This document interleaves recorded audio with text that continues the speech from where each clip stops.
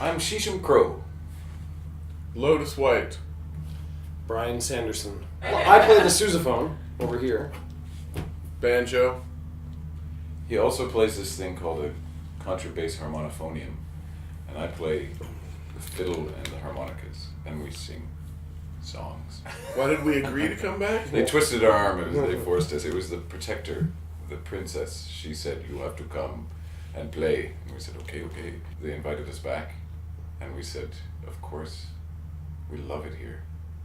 The music that we make comes from that era, 20s and 30s, and earlier. The fiddle tunes are much older, but it was being played in that time, and it was a time when people really were still celebrating everyday life, and that there was no TV and there was no radio, so there weren't those other, the easy mediums that, I'll just watch TV. You had to invest in, if you're going to go do something fun, you had to really go do something that was fun with other people. I think there's a great appeal to this music that comes from a time when it really was the people's music, and the people you're listening to are really just playing the music because we're having a good time. And there's nothing mysterious, like there are no keyboards where you hear something and you go, what is that unusual sound? And he pressed a button. Like there are no batteries and there's no plugging electricity, none of that. So it's so... People in a room making music. And it's coming back around to that. Everything's coming around full circle. It's coming back to people in their homes making music. There is an element of preservation, but I don't think we preserve it in a way that we say, well, we are doing exactly what Charlie Poole did in this exact style, and we do it just as he did it. We learn from them, and then we internalize it, and then let it come out as us now. There aren't many bands that really sound like us that we've found, and it's always interesting to us to think, wow, it's funny that what we do, just through learning these old songs and old fiddle tunes, that when they come through us, it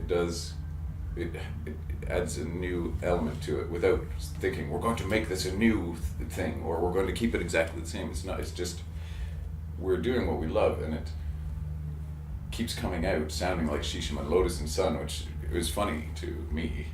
Could you pass me that, please? This is the contrabass harmonophonium. This is one of the instruments that we use when we play fiddle tunes on harmonicas.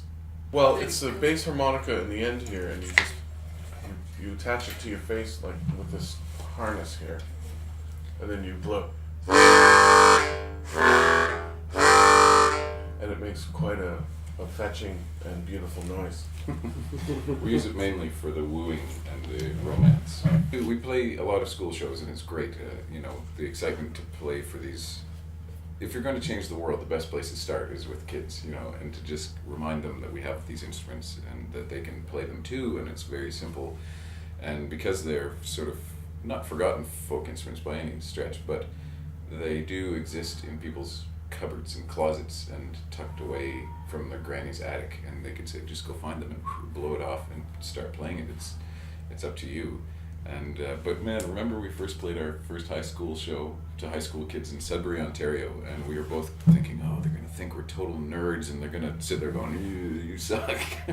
And they got so into it, and we walked out and they were saying, man, you guys are sick, and they're just totally into it. And we thought, good, okay, so we can talk and play music for all these people, grannies and little kids and everybody in between, and they all seem to go, wow, right on, I love what you're doing, I love this, and it feels very good.